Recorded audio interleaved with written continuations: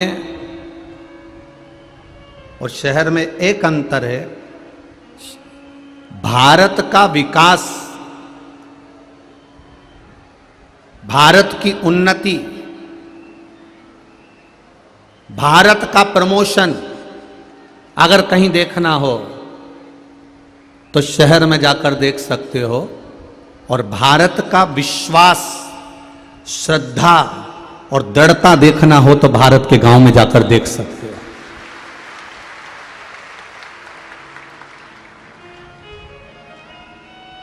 बहुत अंतर है, और उन बहुत अंतर में एक छोटा सा अंतर है।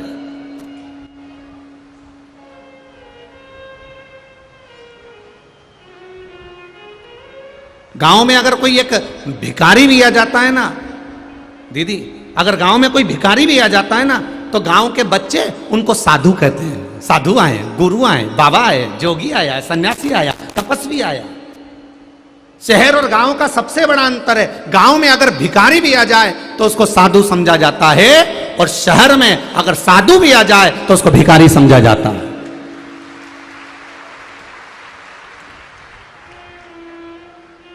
बड़े से बड़ा तपस्वी अगर आकर बैठ जाए तो भी लोग समझेंगे मांगने आया होगा, लेने आया होगा।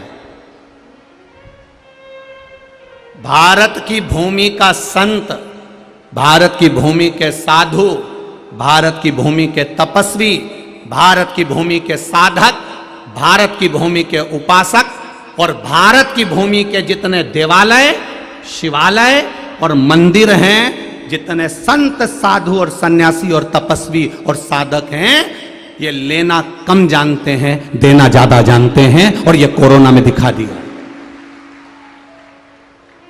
जब भारत की भूमि पर कोरोना महामारी फैली तब भारत के संत, साधु, सन्यासी, तपस्वी, साधक, उपासक, मंदिर, देवालय, शिवालय जितने थे सबने अपने दरवाजे खोल दिए। ये कोरोना के समय पर दिखाया है।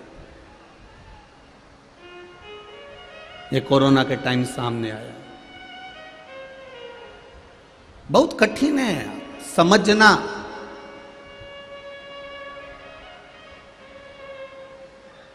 बहुत कठिन है। इस भारत की भूमि के संत, साधुओं ने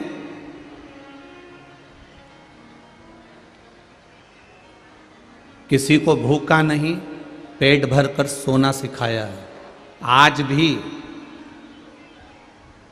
सिख समाज में गुरु नानक देव जी ने जो ज्ञान दिया, अपने जितने गुरु नानक जी के जितने गुरुद्वारे हैं, गुरु नानक जी ने अपने जितने मानने वाले हैं सबको एक बात कही कि इस गुरुद्वारे के अंदर कोई भी आ जाए, किसी भी जात का, किसी भी धर्म का, किसी भी बिरादरी का आ जाए, वो भूखा ना जाए।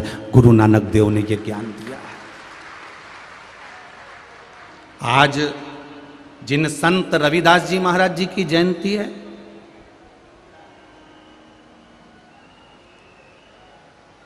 ये कोई साधारण से संत नहीं है। संत रविदास जी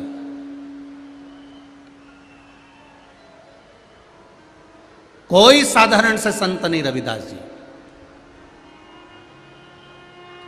दुनिया के लोगों में एक बदलाव लाने का अगर सबसे पहला अगर कोई नियम बनाया, दुनिया में बदलाव लाने का अगर क्रम चालू करा, तो संत श्री रविदास जी महाराज ने प्रारंभ करा। ये कोई साधारण से संत नहीं। मीराबाई से लोगों ने कहा तू इतनी बड़ी राजघराने की रहने वाली है, तू इतनी बड़े राजघराने की रहने वाली छत्राणी है, और तू गुरु किसको बनाई है? वो चमड़े का जूता सिलने वाले, वो चर्मकार रविदास जी को। मीराबाई ने कहा जात न पूछो साधु की, पूछ लीजिए ज्ञान, और मोल करो तलवार का, पड़ी रहन दो म्यान। हम भटक रहे हैं। रविदास जी ने भगवत भजन कराए, स्मरण कराए। हम भटक रहे हैं। ये जितने बैठे हो ना, तुम जितने बैठे हो, आज कम से कम 5 लाख के ऊपर भक्त लोग यहाँ कथा सुनने के लिए आए हैं। 5 लाख से ऊपर ही होंगे, नीचे नहीं होंगे। जितनी संख्या में आप लोग बैठे हुए और जितने लोग आस्था चैनल पर कथा सुन रहे हैं, जितने फेसबुक और यूट्यूब पर कथा सुन रहे हैं, एक बात का स्मरण कर कर देखना, आज संत रविदास जी की जयंती पर अपने मन पर हाथ रखकर देखना कि होटल में, एक होटल में हम सब 7 जात का आदमी एक जगह दिखता है, पर जब घर आते हैं तो वापिस वही विचार पैदा कर लेते हैं कि हम इनसे नफरत करते हैं। होटल में जो कचौड़ी बनती है, होटल में जो भजिया बनता है, होटल में जो पकोड़ा बनता है, होटल में जो चाय बनती है, चाय को कहकर नहीं बनाया जाता कि ये ब्राह्मण के लिए बनेगी, कि ये क्षत्रिय के लिए बनेगी, कि ये वैश्य के लिए बनेगी, कि ये शूद्र के लिए बनेगी। ये कचौड़ी ब्राह्मण खाएगा कि वैश्य खाएगा, कि क्षत्रिय खाएगा, कि शूद्र खाएगा। दुनिया के लोगों ने लोगों को केवल भटकाने के लिए ये धर्म का विभाजन कर दिया। आज भी शिव पुराण, भागवत पुराण, रामायण जितने ग्रंथ हैं ये चौकी पर रखे रहते हैं। 4 पाए की चौकी है, ये चौरंग चौकी पर रखे रहते हैं। ब्राह्मण, क्षत्रिय, वैश्य और शूद्र के ऊपर ये पुराण रखा हुआ है कि तुम 4 वर्ण के लोगों ने हमें संभाल रखा, 4 वर्ण के। और आज लोगों ने क्या करा है? केवल तोड़ा है, केवल तोड़ा।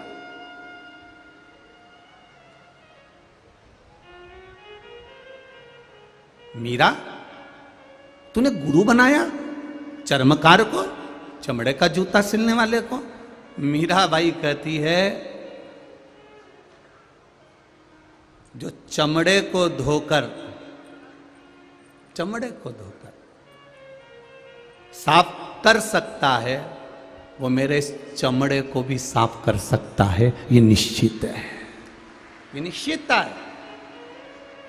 मीरा, जब तू इतना गुरु बनाकर बैठी है तो अपने गुरु जी के लिए एक झोपड़ी क्यों नहीं बना देती गंगा जी के तट पर? अपने गुरु जी के लिए गंगा जी के घाट पर झोपड़ा बना दे, छोटी सी कुटिया बना दे। मीराबाई ने कहा मैं जाती हूँ। गुरु जी के पास पहुंचकर मीराबाई ने कहा, गुरुदेव आपके लिए एक छोटा सा झोपड़ा बना दूं, छोटी सी कुटिया गंगा के घाट पर, काशी के सुंदर घाट पर। गुरु जी बोले, मीरा काय के लिए बेटा? गुरु जी, सारे संत साधु गंगा जी के घाट पर रहते हैं, बस आप अकेले हो जो गंगा के घाट पर नहीं रहते, इसलिए मैं चाहती हूँ कि गंगा के घाट पर एक सुंदर कुटिया बना देती हूँ। संत रविदास जी ने कहा, मीरा मुझे गंगा के घाट पर जाने की जरूरत नहीं है, भजन में अगर बल है, आहों में असर होगा तो घर बैठे बुला लेंगे, तुम रूठे रहो मोहन, हम तुम्हें मना लेंगे। आहों में असर होना चाहिए। मुझे गंगा जी के तट पर जाने की जरूरत नहीं है। अगर मेरा भजन बड़ा है, मेरा कर्म बड़ा है, मैं जो सेवा कर रहा हूं, जूता बना रहा हूं, चमड़ा धो रहा हूं और कर्म करते करते मैं भजन कर रहा हूं, तो मुझे विश्वास है मेरी गंगा मैया मेरे पास आएगी। गुरुजी यहां और गंगा? गुरुजी बोले अभी रुक। जिसमें चमड़ा धो रहे थे संत रविदास जी आवाज लगाकर कहते हैं, माँ बहुत प्यास लगी है, माँ जल दे दोगे आप? हीरे की चूड़ी जड़ा हुआ, सोने की चूड़ी जड़ा हुआ हाथ गंगा जी का उस चमड़े धोने वाले बर्तन में से बाहर निकल जाता है, सोने के कलश में जल भरा होता है। गंगा जी कहती हैं, लो रविदास पानी पी लो रविदास। गंगा जी कह रहे, ले रविदास ये जल पी लीजिए।